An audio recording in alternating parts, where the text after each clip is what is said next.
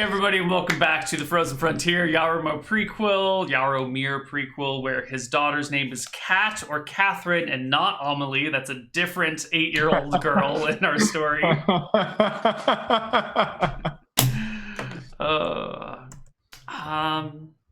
Yeah. So we last did some fireflies showing up and hanging out with Kat. Yep. But now we're moving on to something else. It is nighttime, maybe a week after the Firefly incident. Okay.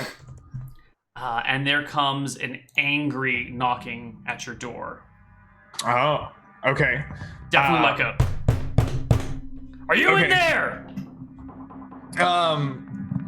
I kind of give a look to Victoria, like, maybe take Kat to the other room, maybe. And after look is acknowledged, I wander over to the door and say, yes, so one moment, please.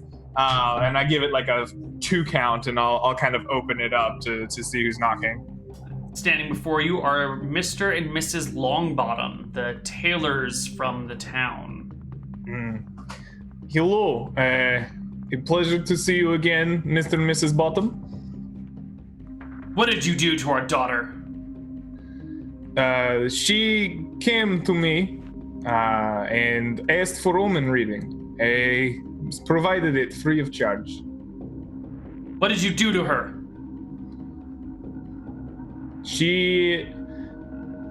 Question. Did she come back for our potion? No. Okay. They did no such thing. She came, she sat here, I offered her tea. I casted bones, as I have done for many in village. I told her, you know, when you do not see Moonblood for 7 weeks, it is probably pregnancy. And she left. The wife is kind of like patting her husband's shoulder. See, he's fine. He didn't do anything. He's just a harmless weirdo. It's okay. Husband, Mr. Longbottom, is not, he's not taking this. What are you talking about? She just lost the child, and when it came out, it was twisted, with dark skin and scales and a tail. I give that look I just did. I say dark scales, twisted. What sort of magic did you perform on her? I simply asked the fates to see into her future.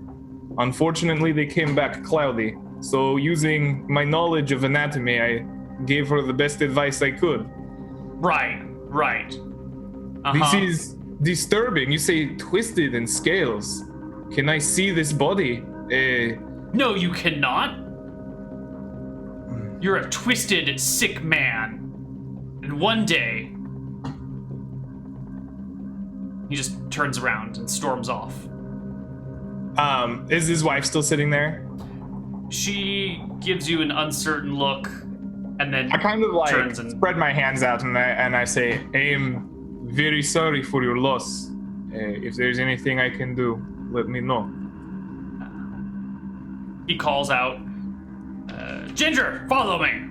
And the two of them leave. Oh, she was named after her mother. Mm-hmm. Ginger Jr. There's not a lot of female juniors out there, are there? No, I've actually never heard of that. It might be a thing. I don't know. It's a thing in this world now. Tell me, is there a junior woman? I don't think Is so. there a woman junior? Perhaps we need to put that in the correct order. You'll have like Queen Mary V, right? Or Queen Victoria III. So I suppose you might have Vicky Jr.? Vicky Jr. But maybe that's just, I don't know. But that's a royal title, right? I don't know. Okay, you're right. That's not, we're playing, that's not what we're doing. So Yaromir is deeply disturbed by this. He was completely caught off guard by the nature of this pregnancy. Twisted and scaly. Like, does he know of any, like he's gonna rack his brains for any knowledge of strange pregnancies that go awry. Very specifically, I'm thinking hags, maybe an imp, but that would be very weird. Cross-species imping. I mean, Cross-species imping, by the way, is my new folk band.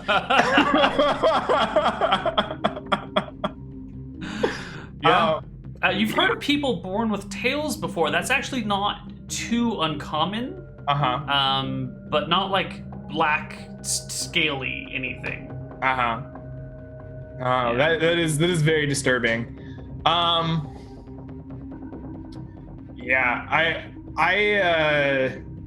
I'm gonna go back to that little part of the forest near my house and kind of draw out, using kind of my knowledge of the arcanology and of symbology, like draw out kind of like a ward. And this probably is not a magical ward. It probably is like I have a warding spell on my body that I don't know at this point. So it's probably not that. It's probably just like kind of something that I've learned from just years of kind of studying folklore and these arcane kind of tidbits that I've gathered in my brain. And I'm just kind of drawing that out to try to like ward away like evil presence from around my cottage. Like I don't want it infecting my family. And I probably sit and reflect on this and kind of, I probably don't immediately cast bones because I don't have a question in mind to ask the bones other than like, what is this? But that's something the bones probably couldn't tell me. I just like am probably reaching through the fiber, like I'm meditating on like the fiber of the arcane, just like hoping to glance upon anything that might pull me in the direction of the forest or of what happened to this poor girl.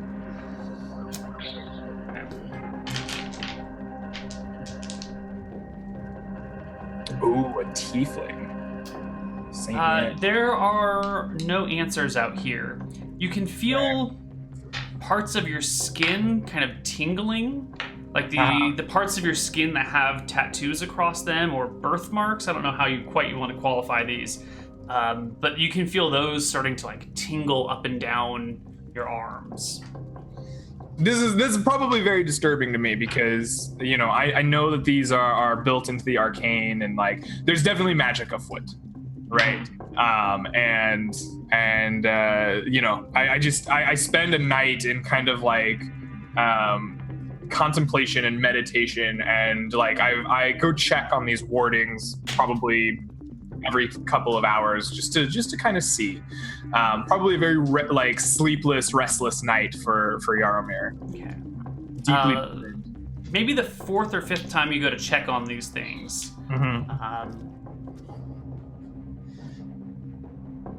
You step outside. You walk around the perimeter. You're looking at these wardings, and you get the uneasy sense that dawn is coming.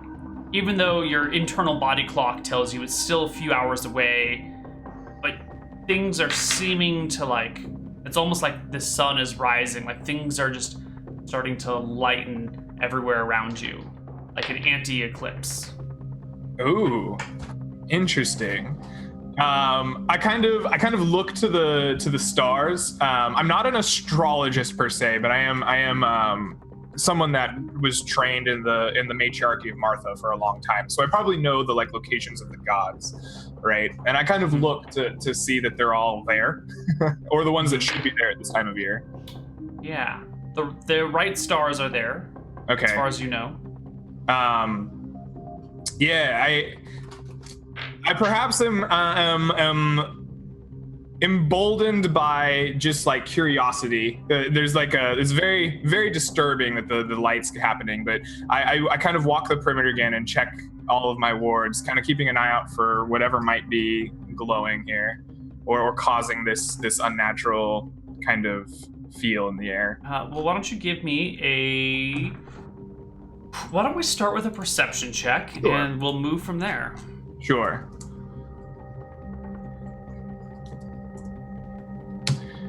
No, I am not perceptive. I am anti-perceptive. Yeah, you don't know what it is, but it's not daylight, but it's like dawn.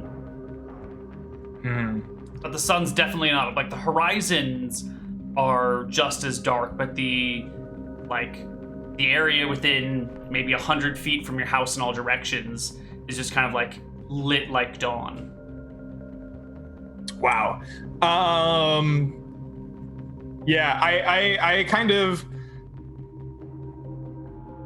upon not being able to find the source of this, right, I just my thought turns to protecting my own, and I go and kind of etch in the same warding pattern. I take kind of like a long walking stick or something, just kind of etch that in, kind of like around our like cottage, instead of like pushing out to the forest. And I'm just gonna go in and kind of give Victoria probably like the gravest look that I have, and just kind of.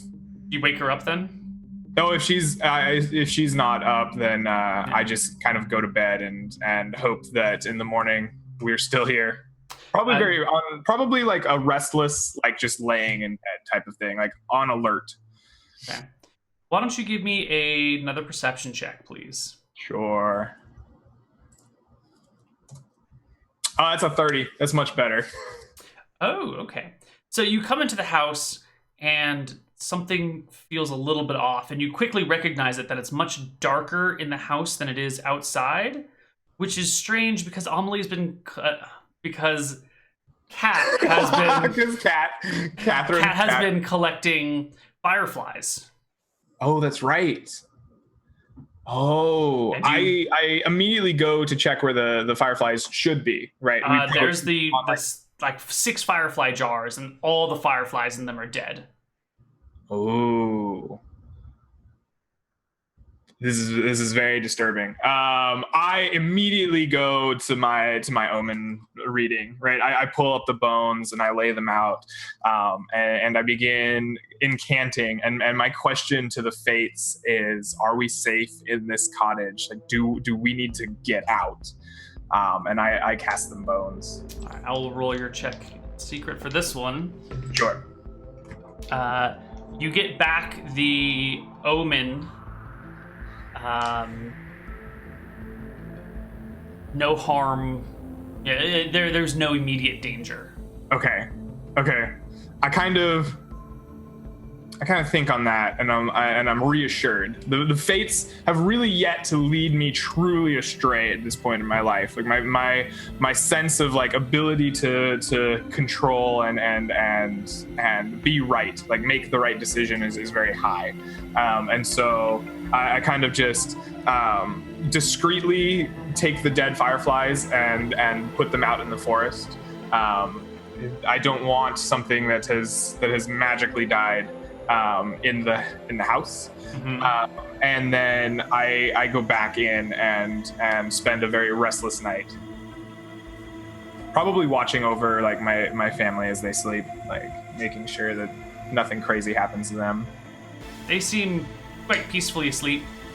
And maybe half an hour later or something, the dawn outside like fades back to typical darkness of night, and then an hour or so later the sun begins to rise. Then a very, very tired Yaromir kind of probably like lets out a long breath he'd been holding, like even like unaware, and kind of nods off for probably an hour until he gets woken up. But yeah.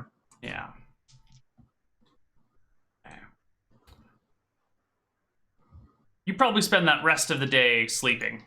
Possibly, or like in a groggy haze. Yeah. It's possible that Victoria's like, no, you're not sleeping all day. Like, go cook or do something. But it's probably just like, Still shit to be done, Yaromir. Right. You can't stay up playing video games all night and then not do your share of housework in the morning. Exactly that. Yeah. I probably asked them like, did you have peaceful night's rest? Did any nightmares, any dreams? No. None. I had one dream about you. Keeps you awake. Yaromir smiles and is fairly reassured. He actually is interested in going to town at some point, like when he's more rested. Maybe even the evening. Maybe he spends most of the day like doing like small housework and chores and kind of like resting up a little bit to get the bleariness out. He wants to go into town and see if anyone else noticed the strange dawn. All right. You come into town, but it's oddly quiet. The streets are sort of empty, not entirely empty. People seem to be grouped in small huddles, kind of in different areas. And as you walk down the main drag, these huddles turn. Look at you. I just kind of people looking strangely at Yaromir is like a fact of life. And yes, so but this is different. Like, people are stopping their conversations, and whole groups are outright staring at you. Right. You have become like the center of attention. This definitely makes Yaromir uncomfortable. But he's here to figure out like what in the hell happened, right? So like their unease clearly speaks to his own. So he'll come up to them. Probably he knows most of the people in town. But he'll come up to the first group and be like, "Your unease is palpable. I share in this feeling. Please, last night there was strange dawn for many hours. What did any of you notice this? Did any of you see the cause?" Give me a charisma check, please. Sure thing. So my charisma is the same as my perception, so we'll just roll that. An 18. The group looks at you for a minute, and then kind of almost in unison, not quite, not like it's practiced ahead of time, but they, like, the group just turns so their back is facing you, and they whisper, like shunning you. Okay. Yaromir kind of figures out that they think that, like, I have something to do with whatever occurred last night. And he thinks, Yaromir has probably less friends than he has enemies in the town at this point. But he's been here a year. He's probably helped some people. He thinks back to a small family. There's kind of an older couple that the husband came down with the pox like in the early part of last year, and that his medicine helped kind of recover. So he goes to the Boer family. And he knows their house because he had to go there to treat the husband many times, and kind of like raps on the door hoping to find them. Okay. You find them there. Yaromir kind of nods his head to them kind of respectfully and says, "It seems people in town are very frightened of me. I think it has something to do with what happened last night. I was hoping..." You mean the light around your house? Was it only around my house? I could not tell. It seemed as if the whole city was bright. You're saying you didn't cause that? No, not on purpose. You're not the reason your house was glowing? You could see it all the way from town. I do not know.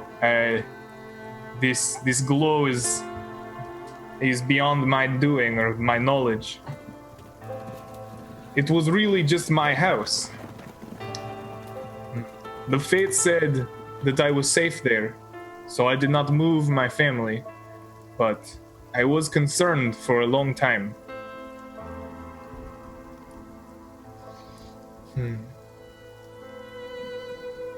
He kind of strokes his chin a bit and goes, "Has the town seen any visitors from the forest? Brownies approached me not long ago, a couple months back. Have you seen any have the hunters or trackers found any signs of creatures in forest?" Heads shake. Nods his head. Says, This is a touch disturbing for me. Thank you for your honesty. I would give you something in return, but I did not come with much. Please visit us if there's anything I can do. I will have to investigate the source of this light. And I guess I kind of leave town because I don't want to be kind of out of sight, out of mind, right? Like I don't want to like let the rumors kind of fly. Right. So I go back to the house, and I kind of find Victoria and go. We have a little bit of problem in village. Last night there was large glow, almost like dawn had broke just around our cottage. Apparently it could be seen from town. When I investigated, I thought it had been everywhere. Apparently, this is not true. It was only us. The Fate said we were safe, so I did not wake you or Cat. But the town folk, superstitious lot they are, think that perhaps I had something to do with this. I do not know if this is animosity that they will build towards us, but we should perhaps be wary, be thought forward about the town. Your wife nods. Should we leave? It's been less than a year. We could pick up and move. I kind of stroke my head and my tattoos, and I think and say,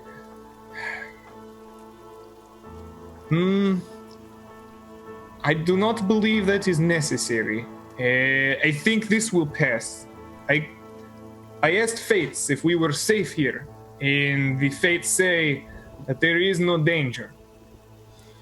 I think that perhaps, given time, given the good work we do for townfolk, they will forgive or perhaps forget strange light. But for time being, it's probably appropriate to be cautious, keep head above water. Okay. She pulls out the razor blade that you use to shave your head so you can examine the tattoos and says, your hair is getting a little long. Why don't we keep it short? It will, yes, thank you. And I go and kind of begin the shaving. Shave all my body hair off. All the body hair? Oh, I guess you need to examine everything everywhere. I guess there's some untattooed portions of your body that, do as you please. Let's not have another elephant discussion. Yeah, so let's not go there. We'll leave that in the ether. Right. We'll leave that for the Cherosses of the world. Okay. So a few days pass. No one comes to visit you. Okay. Your normal deliveries have all stopped. And you guys have just been given a wide berth for a little while, but you've got supplies. You're not starving. You're not in danger of running out of anything. You're well prepared. When eventually you see coming up the driveway one day, a little Ginger. Oh. 14, 15-year-old, something like that. Yeah. Kid. The one that recently had the demonic miscarriage. Yeah, about that. I open the door and I see her coming up the thing you say, so I'm going to She's coming at like a jog or like a tired jog. A tired jog. She's been hustling to my place, huh? Yeah. Okay, so I open the door up and kind of greet her. Ginger, I have heard what happened. I am very sorry. Please come in. I kind of looked to Victoria. I'm like, the young Ginger. There's no time. Mom and Pa are sick. Tell me, Ginger, what is it? Mom and Dad are sick. They're coughing up blood. A lot of it. They are. Well, I will get my equipment at once, and I just like vanish into the house, pick up like my bag of like herbs and charms and weird shit, and I grab my like as many medical tools as I can, and I follow Ginger. Like, let us go. I will assist them. Your wife, Victoria, before you head out, kind of puts a hand on your shoulder and says, "Is everything okay?" She says her parents, the Longbottoms, are coughing up blood, very sick. I think we must help them. She looks cautiously, and then kind of takes a walking stick that you use for, you know, either walking, but she also uses it kind of as like a bow staff for practicing. Yeah. So it's somewhat of a weapon that she has, but it's kind of nondescript. And says, "I think I'll come with you." I think for a moment, and then I realize there's no time, so I just kind of nod and have her follow along. Okay. You guys come into town, and the streets are as barren as you were here the last time. You notice that there are some coffins lying next to a couple of doors here and there. And there's kind of like a stack of coffins, just in the street. You can hear the pounding, the furious pounding, coming from the woodworker's shop. And as you like pass down through that alleyway, you can see the woodworker, his wife, and his two younger boys are all furiously working on building more coffins. Oh no! Okay.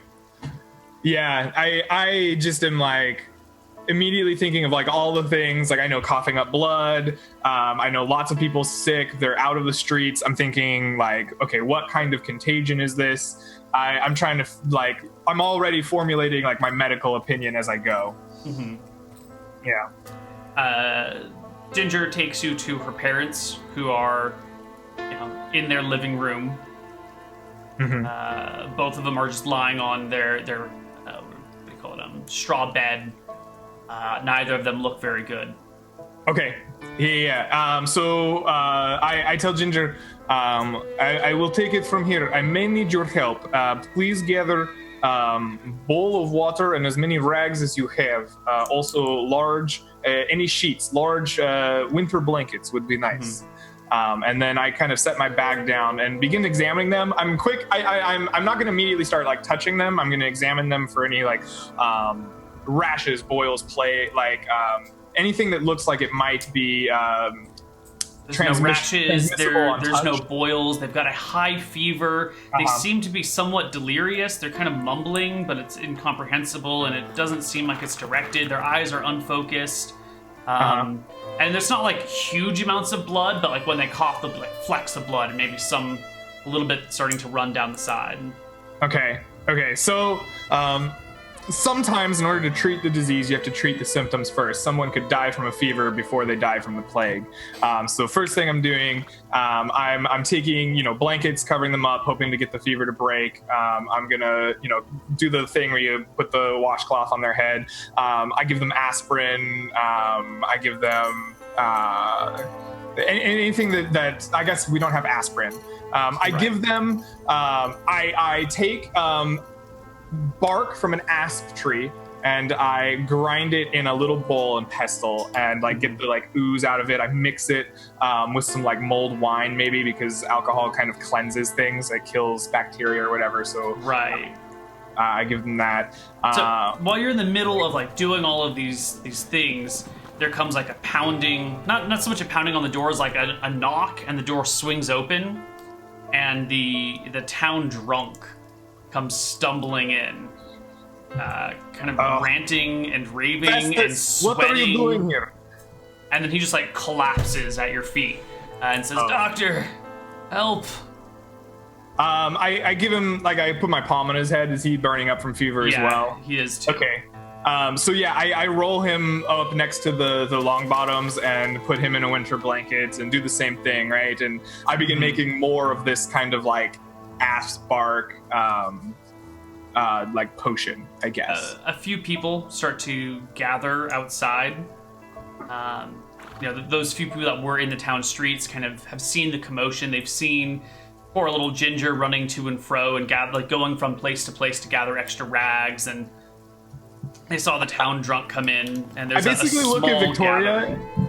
and I say, it can only help so many at a time. If there are people on verge of death, bring them in. Otherwise, I need the opportunity to heal the ones I can. And I just kind of let her handle that part. She goes and kind of pushes the crowd back a little bit.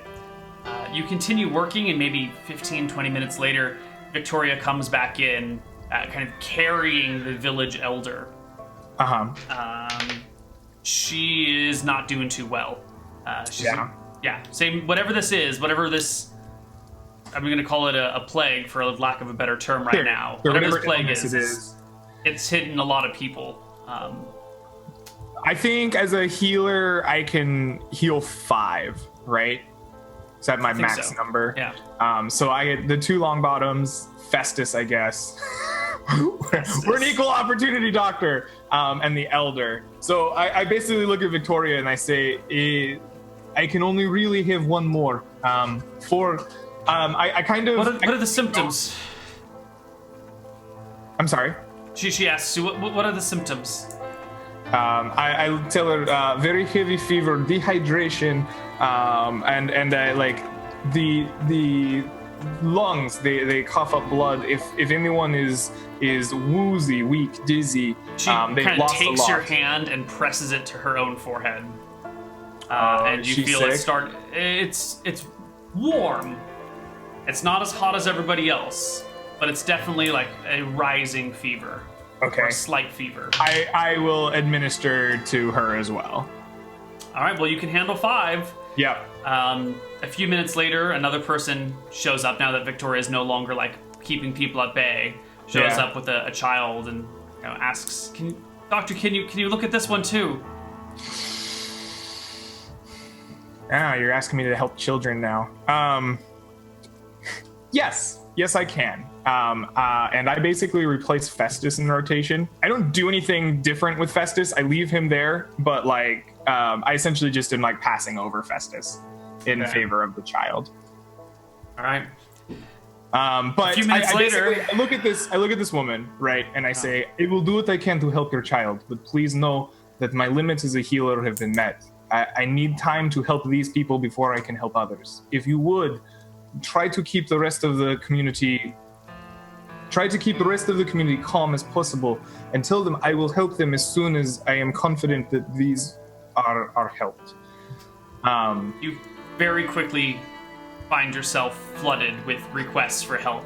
All right. Everyone's bringing every single sick one of their people over to the Longbottom's house and saying, Yaromir, please, remember that cord of wood I got you. Right. I always give you the best apples. Come on. It's my sister. It's my husband. Okay. It's my father. So I basically stand up on like the dining room chair of the Longbottoms, and I try to like gather everyone's attention. I'm like, listen, town folk, I cannot heal everyone at once, and I need concentration and the ability to do my work, or no one will be healed. Please allow me to do my job, and I will get to you as soon as I can. And I need 20 feet of space for those that I am working on, right? Like, please give me some space. And I kind of looked at Victoria and I'm like, can you please help move these people around? She I will still gets back up, gets her quarterstaff, and starts kind of pushing the crowd back. So basically, I'll go check on her every once in a while. I'm gonna focus on like the other 4, but then like I'll be like, how is fever? Here, drink this, do this, right? So I'm keeping them hydrated. I'm doing that, and then I begin as I get a handle on the fever, or as much as I can. I begin like doing my diagnostic work. Like I take my tools out and I begin looking at their throat and like listening to their heart, their breathing. Like I'm trying to figure out what the like core ailment is. Sure. Why don't you make me 5 healing checks? Okay. What's your healing check? Because we can just let me roll double 5d20s. check. I was about to double check. It is a +12 because healing's at a -2. Okay, so you need a 9 or better. So why don't you just roll me 5d20s and we'll count the 9s and betters. Yeah. 5d20. 16, 20, 14, 11, and 9.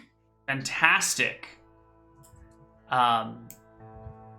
So we're just gonna kind of move forward because role-playing being a doctor is difficult when neither of us are doctors. Right. So all of the patients under your care pull through, except for Fester. Or whatever his name was. Festus, I think I named him. Festus doesn't make it. Right. But I kind of got him out of the rotation for the baby. Right. The long bottoms pull through, the village elder pulls through, your wife pulls through, and the other child, the first child that came to you, they all pull through. I guess essentially, okay, this is a better question. How long does it take to heal them to the point where Jaromir thinks they're going to pull through? 4 days. 4 days. Yikes. 4 days. Okay. After 4 days, I guess I want to see if I can help more people, but I'm assuming that a lot of them didn't make it. Yeah, whatever this was kind of just blew through town, did its damage, and is gone. Okay. I will spend time in the village after the 4 days, like exhausted and tired, like going through like the people that have survived and trying to like help them as I can, but it doesn't seem like the sickness is still around, does it? No, and from all the people who lost family members, you get a very cold reception. Yeah. And as you're walking by, you can hear the whispers of people on your side. Something like, all of his patients survived. He could have taken more. He didn't do enough. Why do you think he just picked those 5? Of course he picked his wife, and the village elder, but the Longbottoms. And he let the town drunk die, so I guess one of them died in his care. And there's this kind of like, this rumor and this whisper that you like went through and cherry picked the people you wanted to survive and let everybody else die. Right. And the mortality rate's not 100% here. It's like a 30% mortality rate. Okay. Maybe 40%. But there's a sentiment running through town that you kind of chose the people you wanted to let live and just kind of let everybody else die. Well, I mean, I try to explain to them, right, as if when I talk to people, right, I'm like, how are you feeling? Like, do you need treatment? Here, take this, like, if you feel a fever, take this, like, ground aspen thing, right? And if I'm confronted with any of that, like, I do my best to explain, right? Like, it is only what a doctor can do, and I'm sure they're having none of it, but like Jaromir feels like duty bound to be like, I am sorry I could not help everyone, I am trying and I could only do this amount, yada yada yada. Yeah. That day you come home to find your window smashed. It looks like someone threw a big rock through it and just kind of shattered it. Yeah, it's definitely unnatural because there's a rock in your living room. Rocks don't just pick up and fall around. It's unnatural because there's not normally a rock in the living room. Right. So you said it was definitely unnatural. I went, what freaking hag threw a rock in my room? No. So a person has. It's a magic rock. Right. Magic Rock, coincidentally, also the name of my new folk band. So this is the album title. This is the album title. Yes, that's the album title. So I basically check on Kat because I haven't seen her in 4 days, or like very limited seen her. I don't know if I trekked back to my place or not. Kat's fine. She stayed back once disease was realized what was going on. I think she was separated from the rest of the town and left alone. Okay. Basically, I check on her. It's like I'm doing the thing. Like, hey, what are you for the last 4 days? Are you okay? Like, Are She you looks scared? Are you this? Like, she's scared. okay. I do my best, like, I go into like priest mode, right? Because I was trained to be a priest for a really long time, and I probably haven't dealt with people outside of that for as long, right? And so when really stressful things happen, especially people I really care about, I probably like fall back on those teachings, right? And I'm giving her the like sermon from Martha, essentially, like, you know, this is people die and they go to Falumbra, and I do my best to just like explain, you know, this is what happens, and you're safe, and mommy's safe, and daddy's safe, but you know, this type of thing happens, and like I do my best to kind of like reassure her. And then maybe I like clean up the glass and the rock, and I don't really talk about that much, and we just like go fishing for like the day, right? And like, you and me, like, we haven't seen each other in a while. I know you're freaked out. Let's have something normal, right? I take her up north into the woods. We kind of just like hike around for a day. We might go fishing a little bit, right? Just kind of like, all right, let's have some normalcy in our lives for, you know, at least a few hours. Yeah. I think you get that normalcy. Now there's a little boat that you can take out, or a small raft you can take out onto the river and do some fishing from there, or maybe just cast off from the shore. Yeah. And you and Kat have a nice afternoon, kind of away from the death and the problems, and remembering what it is to have a normal life. Yeah. And I think we're going to take our second break here. And when we come back, we're going to do a third section, but it's probably going to be fairly short. So we'll see you guys on the other side of our break with our third bit in like 5 to 10 minutes.